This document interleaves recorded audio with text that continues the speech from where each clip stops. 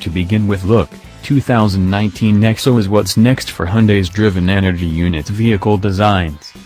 Hyundai took the wraps off its most current energy component vehicle this week at CES, naming it NEXO and declaring 2018 buyer accessibility in California advertises as it were.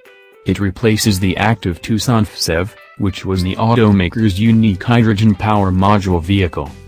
Hyundai claims the NEXO will go up to 370 miles between charges, taking only 5 minutes to energize. That is conceivably a tick or two more remote than the Toyota Mirai, which gets around a 312-mile run, and the Honda Clarity fuel cell, with an EPA-assessed 366-mile run. What makes NEXO one of a kind is that it sits on a devoted stage touted to be more productive and conservative, and also calmer in operation. Hyundai says that is expert to some degree by moving segments to the front, contracting the battery pack and moving it to the storage compartment.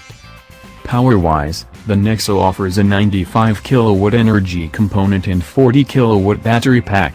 That broadens its range to 370 from 265 with the Tucson, and lifts yield to 161 strength and 291 pounds-to-foot of torque.